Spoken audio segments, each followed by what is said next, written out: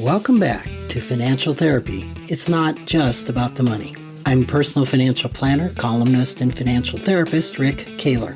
Research tells us that 90% of all financial decisions are made emotionally, not logically. For nearly 4 decades, I've been helping people make better money decisions. So what makes my financial worldview different from most financial experts? I blend the nuts and bolts of financial advice with the emotions that drive making them.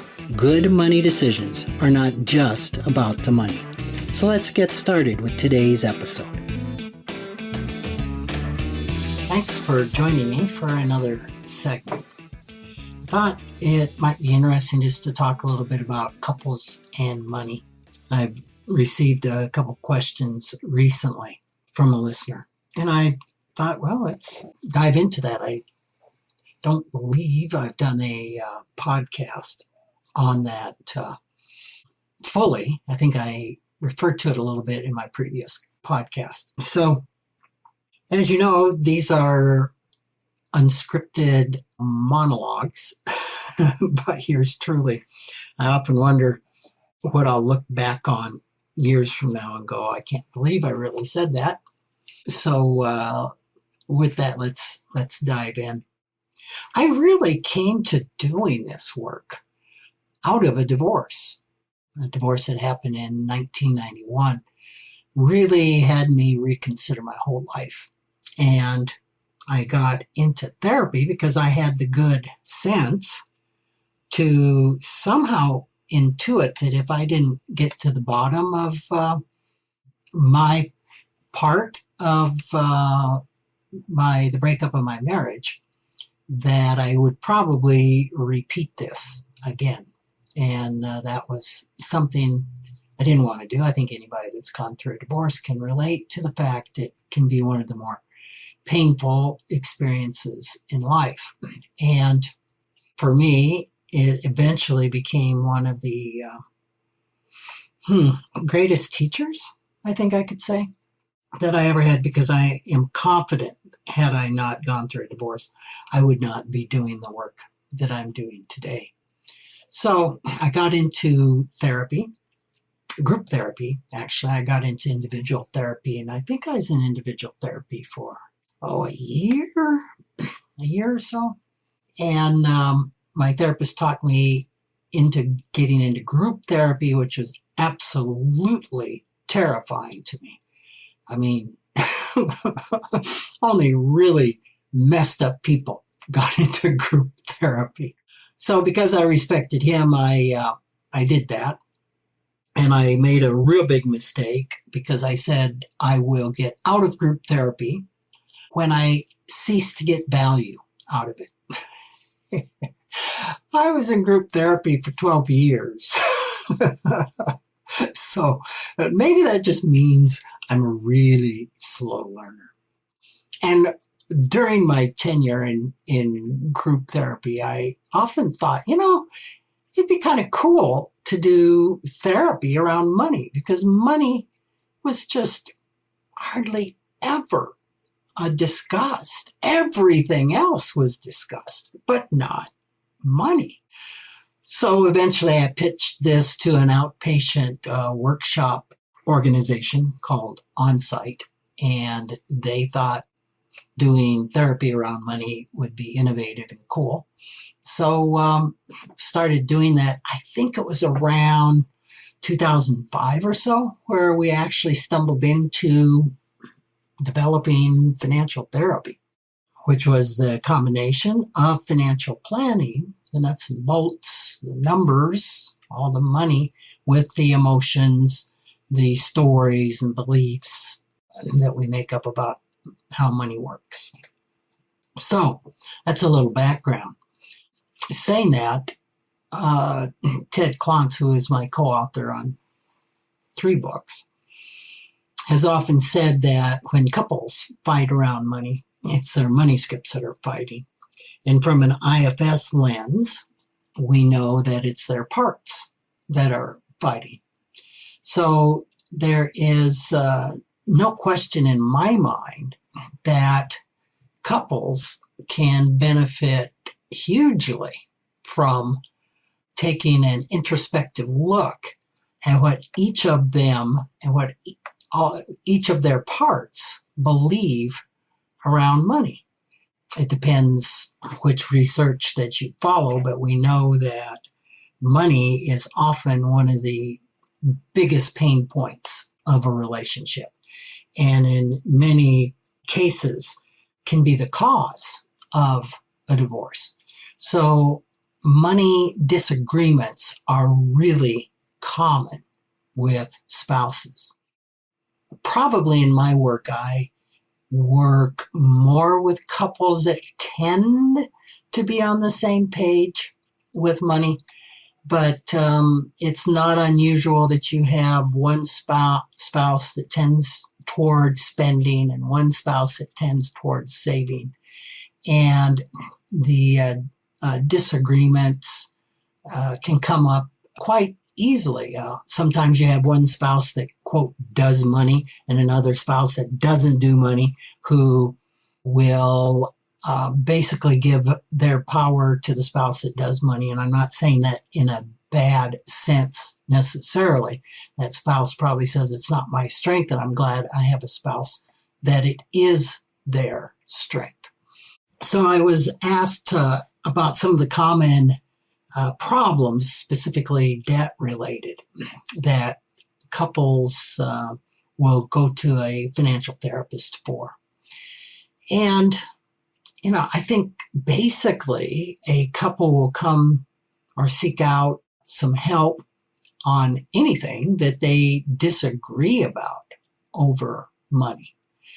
Quite frankly, I find that estate planning issues, like who will be the custodian or a guardian of the kids, is popular. Of course, budgeting, where to direct the resources, what type of spending to spend on, because all of us have a limited amount of money. And sometimes we have an unlimited amount of ideas of where we'd like to spend that money. Another area is on investments. One spouse wants to be more conservative. One spouse wants to be more aggressive. So those are some of the issues that I have, or that I see, and probably the debt falls into more of the budgeting category, where especially if you have one spouse that tends to be more of a spender and will go into debt. Usually it's via credit cards. But there's all sorts of debt that can cause marital disagreements. Borrowing against the house, say, to make investments or to go into business, or borrowing a lot of money to go into business, where one spouse can acquiesce to that, maybe even sometimes co-sign the notes, but not have a full understanding of what is happening, what they're agreeing to, and things don't go well. That can cause a lot of stress with each other, and a lot of financial danger, potentially some financial ruin. So I think it's really important that a spouse be aware and question when there's debt that's being accumulated. And this can be really, really difficult depending on the power structures of the relationship. But just know anytime that you are on an account or sign your name on a document that's a loan, that you're responsible for that. So this can be tough area to negotiate, and an area where courageous conversations are really needed, and where the intervention of a financial therapist can be helpful in sorting all this out. Because it doesn't mean that debt inherently is bad.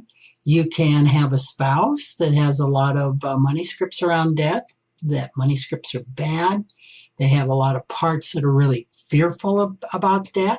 How they got fearful about debt can be unlimited, But let's just take a hypothetical of where, as a young child, you somehow knew that your parents went through a bankruptcy and lost the house and lost a lot of possessions because they were in debt. And somehow there was an internalization that debt is bad. And the last thing I want to be in it is debt.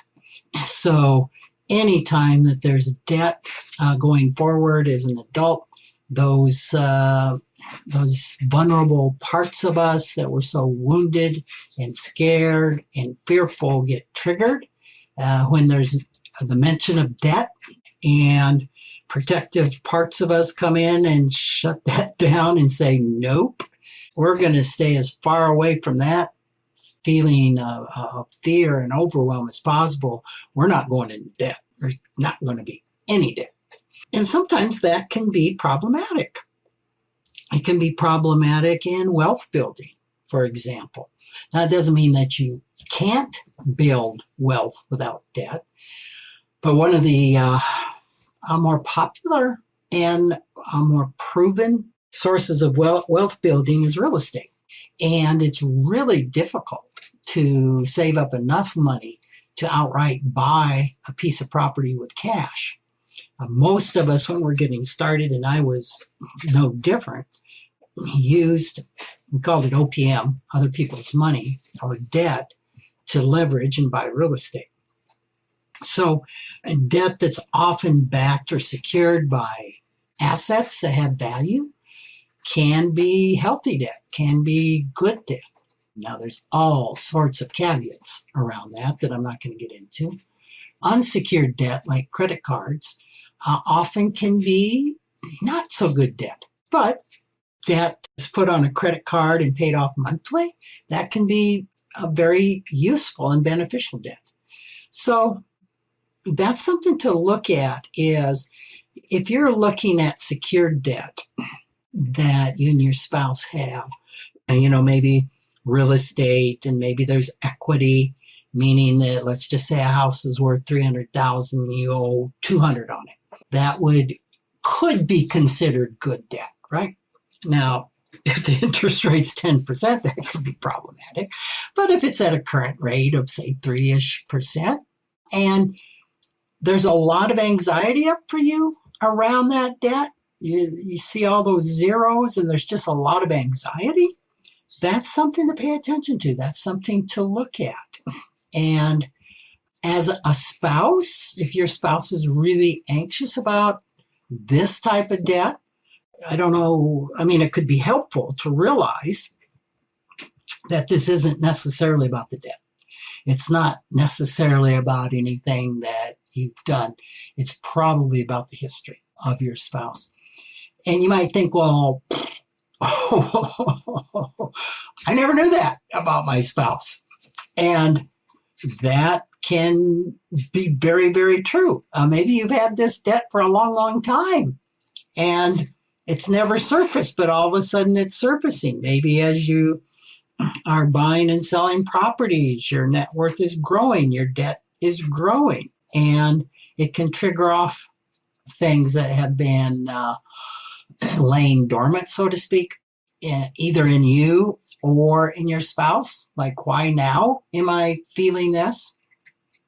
And it could be that wounded, vulnerable part has just been contained for long enough, but it's reached a point where containment is getting difficult. So these are all areas, examples of when looking at debt can be helpful. And of course, you can have another situation where the debt is not, quote, healthy. Let's just say it's credit card debt. It's revolving at an 18% interest rate. This can rarely be a good thing. I could come up with some hypotheticals where this could be okay, but it would be a pretty rare time. And you may have one spouse that's just completely okay with this. It's not a problem. Here's all the reasons we need to incur that debt. We can pay it off. Now, sometimes this is more in a sense of kind of their protective parts trying to manage this. Sometimes deep down there is real fear and real concern that they have, but their system is made up to be really positive and gloss over the what's really happening. And then you have that could be, if any of you are in tune with the Enneagram, for example, that could be a type 9, right? And then you have a spouse that is really in touch with this, that is really aware of the problem, aware of the compounding of the interest, aware of the budget, given to a lot of anxiety. In Enneagram speak, this could be a type 6. And they're frightened terribly about what's going on. They're really concerned about where the money's going to come to pay this off. They're really concerned about the compounding of the 18%. And so you can have this conflict that's set up where one spouse is super anxious and angry about the debt. The other spouse is like it's not a big deal. And it could be that, both spouses are coming from their perspective. And they have the parts of themselves that are worried, the parts of themselves that are not worried, have good intentions. It's discovering that. And it's each spouse discovering how they are feeling about it. Because oftentimes we're really focused on that other spouse, right? He or she just needs to quit accumulating debt. He or she just needs to get rid of that credit card debt. And the other, and then I will be okay. It will be fixed. And the other spouse focusing on why is my spouse or my partner getting so upset over all of this? It's totally under control. There's really good reasons that are here. There is a plan to pay this off. And if they just wouldn't be freaking out so much, then I would be okay. And the hard thing to do is to focus on what's coming up in you. What's coming up in you around the reaction, how your partner is relating to you, how your partner is speaking to you. And this is really difficult to do. It's where having a financial therapist can really, really help out. So that's just some things that come up around debt. I've had another question about a couple where you have a stay-at-home partner and you have a working partner. And oftentimes there's a lot of dynamics set up about this. The question that was posed would be, what do you do when you have one spouse that wants to stay at home but doesn't think it's fair to stop working because of, let's say, their student loan debt? And what could I say about this? Things have really changed, right? When I was a kid, it was still in the day that there typically was a stay-at-home partner. It typically was the woman. And it was that's just how it was. It was the leave it to Beaver or Father Knows Best time of life. So it's really a kind of a new development over the past decades where you'll have a spouse that is wanting to contribute, feels that they should contribute, right? That the idea of staying at home is not palatable or doesn't feel fair, and wants to stop working. And this, of course, typically happens around the childbearing years when the couple decides that really one partner needs to stay at home or should stay at home and take care of the kids. And there's plenty of couples where this is not something that works for them. I have employed a lot of really great associates where staying at home was just not an emotional option for them, that it really was important for their self-care to get out of the house and work and maintain some type of balance between being a parent and taking care of themselves and their interests. So it's kind of a big deal. And the biggest thing that we'll see is that when a spouse is considering staying home, considering dropping their career and becoming solely dependent on the other partner, that they will have a lot of guilt. And they'll have a lot of guilt about stopping work. And there'll be messages around that they're a burden and that it's unfair that their spouse has to take over the responsibility for everything. Now, being a kind of a logic guy, I have a great logical part. I'll go to showing, well, if you didn't stay at home, here's all the things that will have to be hired to be done.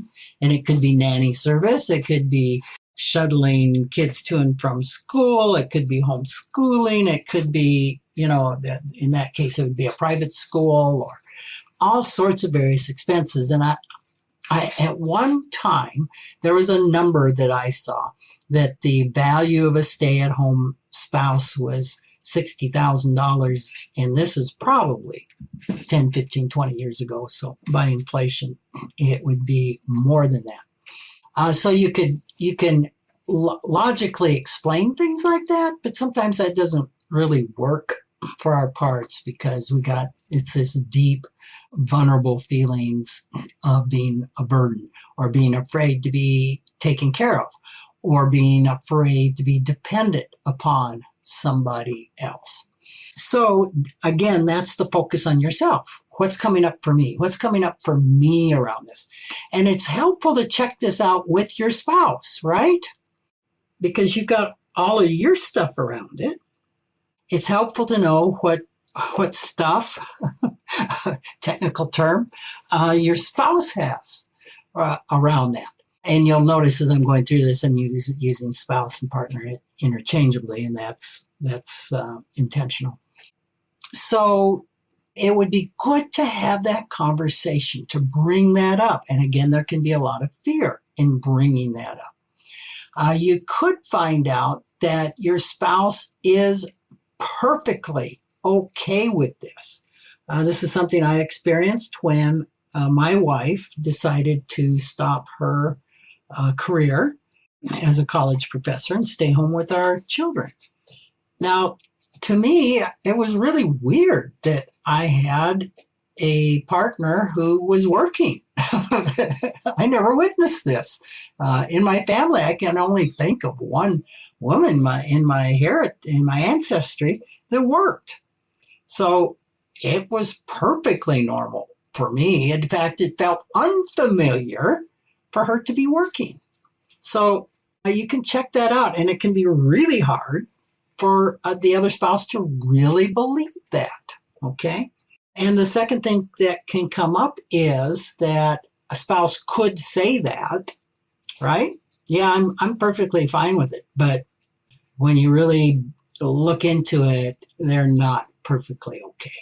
And this can be picked up by the other spouse, that there's some unresolved issues or maybe some anger about this, something coming out sideways. Their words are saying they're okay, but their behaviors are saying, I'm not okay with this. And maybe it's a should. Maybe it's like, yeah, somebody should stay home, but I'm not really happy about this. That spouse could be really afraid of the finances. Really afraid to admit they're scared to death that the finances are going to work out, or they're scared to death that of being the responsible one. They have a real part that's fearful of that amount of responsibility put upon them for a lot of historical reasons. So that would be really good to get to and to understand, if you're the stay-at-home spouse, that their concern with you staying at home may not be about you, right? Especially if the income is enough, especially if the family can live on one income and that spouse is having the working spouse is having a lot of anxiety around it. So those are some things that come up. Another thing to look at is maybe you're deciding that somebody should stay at home kind of based on what I just said, ought to stay at home. And neither one of you want to stay at home. Neither one of you want the other to stay at home. But you feel compelled because of societal norms, of money scripts, that somebody needs to stay at home, right? That can be a money script. So there's a lot more to say about this. Maybe I'll even have a follow-up podcast on more. But this is all we had time for today. So thanks for listening. And if you have thoughts or additional questions on anything, please email me at rick@rickkahler, KAHLER.com. And I would be happy to receive that. So take care and look forward to next time that we're together. Thanks for joining me, Rick Kahler, for another episode of Financial Therapy. It's not just about the money. This is where I combine the nuts and bolts of financial advice with the emotions that drive making them. Remember, every financial behavior, whether it appears illogical to you or others, makes perfect sense when we understand the underlying beliefs, feelings, and thoughts. Sign up for my weekly blog at financialawakenings.com. I hope you'll join me again for our next episode.